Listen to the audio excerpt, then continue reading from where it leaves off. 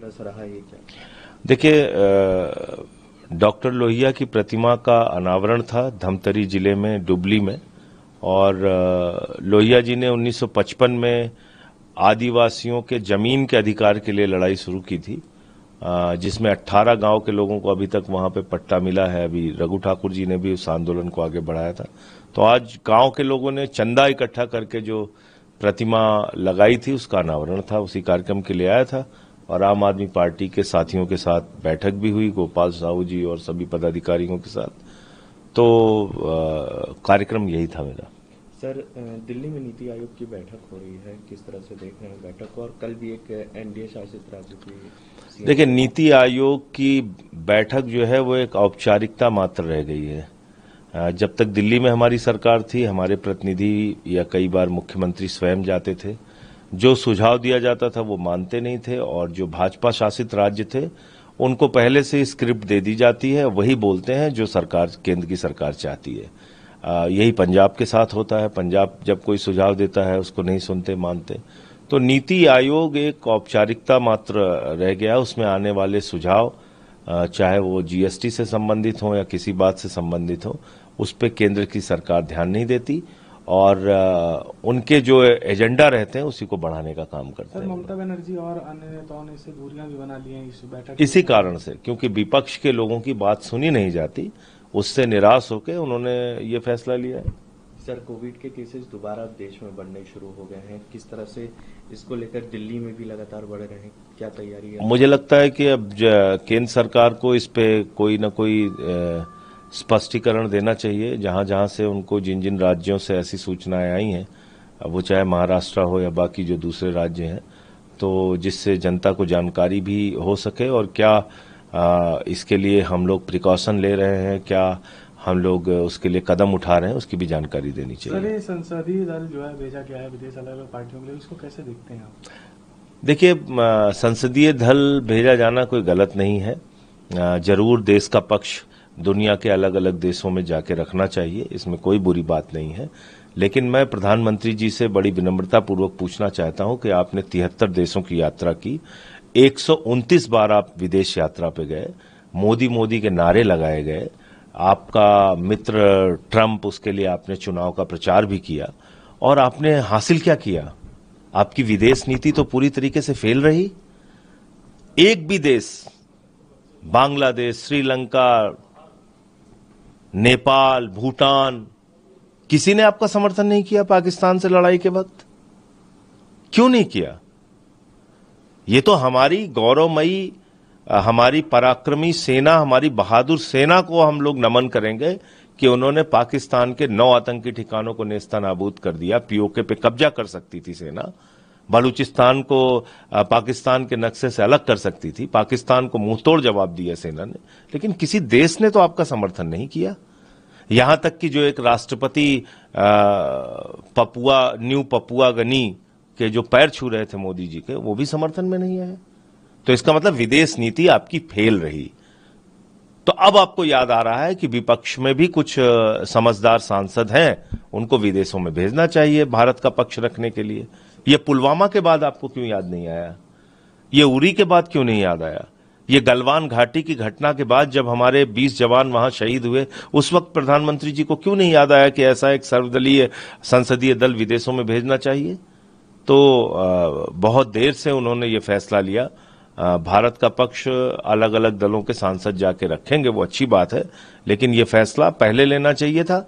जब विदेश नीति के मामले में फेल हुए प्रधानमंत्री, तब वो ये फैसला ले रहे हैं। संसदीय सत्र बुलाने की भी लगातार मांग की जा रही थी, क्या लगता है कि संसदीय सत्र बुलाने की मांग तो हम लोगों ने बार बार की, लेकिन जो प्रधानमंत्री सऊदी अरब से यात्रा छोड़ के आने के बाद सर्वदलीय बैठक में शामिल न होकर बिहार के चुनाव रैली में शामिल होते हैं, फिल्मी सितारों को संबोधित करने जाते हैं, आंध्र प्रदेश और केरला में वहां पे हंसी मजाक करते हुए देखे जाते हैं मंचों पे, उस प्रधानमंत्री से ये उम्मीद करना कि वो सर्वदलीय ये बैठक बुलाएंगे या फिर से, या कोई सत्र बुलाएंगे संसद का, मुझे लगता है कि हम लोग गलतफहमी में हैं, ऐसा वो करेंगे नहीं। सर, राहुल गांधी पूछ गए थे लोगों से मुलाकात की जो घायल हुए थे उस दौरान, और उन्होंने कहा है कि लोगों ने कहा है उनको ये बात देश भर में उठाने के लिए। देखिए, हम सब की जिम्मेदारी है कि हम लोगों के दर्द, उनकी तकलीफ को, उनकी परेशानियों को उठाएं। प्रधानमंत्री क्या कर रहे हैं वो एक बड़ा सवाल इस वक्त है। प्रधानमंत्री सिंदूर की मार्केटिंग कर रहे हैं। प्रधानमंत्री सिंदूर के सेल्समैन बन गए हैं। प्रधानमंत्री जी सिंदूर का सौदा कर रहे हैं और सिंदूर के नाम पे वोट लेना चाहते हैं। उन्होंने अभी एक रैली में कहा कि उनके नसों में गरम सिंदूर बह रहा है। मैं तो कह रहा हूं कि प्रधानमंत्री के नसों में, उनके शरीर में नौटंकी बह रही है, इसके अलावा कुछ नहीं बह रहा है। प्रधानमंत्री जी, आपने तो कहा था कि ऑपरेशन सिंदूर अभी जारी है और हमारी उन बहनों के जिनके माथे के सिंदूर उजाड़े गए, वो 4 खूंखार आतंकवादी कहां हैं? उन पे तो अब तक कोई कार्रवाई नहीं हुई। ऑपरेशन सिंदूर जारी है और आपके पोस्टर लग रहे हैं। सेना की वर्दी आपने पहन ली है, चश्मा लगा लिया है, हाथ में हेलमेट लिया है। क्या है आप? ब्रिगेडियर हैं, कर्नल हैं, सेना अध्यक्ष हैं, क्या है आप? तो आप सिंदूर की मार्केटिंग कर रहे हैं। एक फिल्म आई थी सौदागर दिलीप कुमार की, प्रधानमंत्री जी नई फिल्म रिलीज किए हैं सिंदूर के सौदागर, और इस देश की जनता इस बात को समझ रही है। मुझे लगता है कि सही वक्त पे लोग जवाब देंगे। ट्रंप के दबाव में जिस तरह से सीज फायर किया गया वो भारत के स्वाभिमान और सम्मान के साथ खिलवाड़ है। और मैं फिर दोहरा रहा हूं इस बात को कि हमारी सेना पीओके पे कब्जा कर सकती थी, बलूचिस्तान को पाकिस्तान से अलग कर सकती थी। उस वक्त भारत से नहीं, अमेरिका के राष्ट्रपति के द्वारा सीज फायर डिक्लेयर किया जाना हमारी संप्रभुता के साथ, हमारे स्वाभिमान और सम्मान के साथ खिलवाड़ है। सर, 1960 निशिकांत दुबे कह रहे हैं कि 1968 में गुजरात के कच्छ के रण का 828 किलोमीटर हिस्सा पाकिस्तान को देना के लिए निशाना साधा है। देखिए, कौन क्या कह रहा है वो मैं नहीं जानता। अभी तो ये लोग गए हुए हैं विदेश यात्रा पे, और उनको ये जिम्मेदारी इस वक्त है कि वो भारत का पक्ष वहां जाके रखें। भारत की बुराई करने के लिए नहीं गए हैं, तो भारत की बुराई मत कीजिए। भारत का गौरवमयी इतिहास वहां पे रखिए। आतंकवाद से हमारा देश किस तरह से पीड़ित रहा है इसको रखिए। संसद पे हमला हुआ है, अक्षरधाम पे हमला हुआ है, हमने आतंकवाद के बहुत से दंश झेले हैं। पठानकोट में हमला हुआ है, उड़ी में हमला हुआ है, पुलवामा में हमला हुआ है, अभी पहलगाम में हमला हुआ है। तो आप वो पक्ष रखिए कि हम आतंकवाद से किस तरह से पीड़ित रहे हैं और दुनिया का समर्थन जुटाइए। अभी ये वक्त नहीं है कि आप भारत की बुराई विदेशों में जाके करें।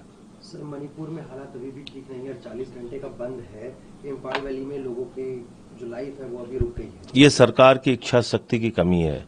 भारत के प्रधानमंत्री 2 साल से ज्यादा वक्त हो गया, अभी तक मणिपुर नहीं गए और हिंसा वहां लगातार हो रही है। हम लोगों ने सदन से लेकर सड़क तक ये मामला उठाया।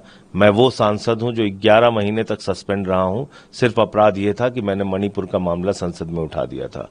तो भारत के इतिहास में सबसे ज्यादा समय तक सस्पेंड रहने वाला सांसद हूं मैं। गुनाह था सिर्फ मणिपुर का मुद्दा मैंने उठाया था। तो प्रधानमंत्री को और भारत की सरकार को मणिपुर के तरफ ध्यान देना चाहिए, वो भी भारत का हिस्सा है। उसके साथ आप ऐसा सौतेला व्यवहार मत कीजिए। सर, चिकन नेक जो है मणिपुर और बाकी जो हिस्सा है उसको लेकर के भी चाइना से कंट्रोवर्सी जो है वो लगातार दिखाई दे रही है, और ऐसे में एक तरफ पाकिस्तान, एक तरफ चाइना, इंडिया के रिलेशंस किस तरीके से देखते हैं? तो देखिए ना आप, 16 लाख करोड़ रुपए का व्यापार हमने कुछ वर्षों में अभी चाइना को दिया है। 16 लाख करोड़ रुपए, जीरो लगाते लगाते आप थक जाएंगे। भारत के प्रधानमंत्री चाइना के राष्ट्रपति को झूला झुलाते हैं। चीन के माल को कैसे धीरे धीरे कम करेंगे हिंदुस्तान में, इसकी कोई योजना सरकार के पास नहीं है। वो चाइना के साथ आयात लगातार बढ़ा रहे हैं, यानी कि उनके ऊपर डिपेंडेंसी आपकी लगातार बढ़ रही है। और क्या किया चाइना ने? जिस चाइना को आप 16 लाख करोड़ रुपए का व्यापार देते हैं, वो चाइना पाकिस्तान को हथियार देता है कि मारो भारत वालों को। तो ये फिर मैं दोहराऊंगा कि ये हमारी जो आर्थिक नीति है, विदेश नीति है, उसका सबका एक फेल्योर है जिसके ऊपर सरकार को जवाब देना चाहिए। चले।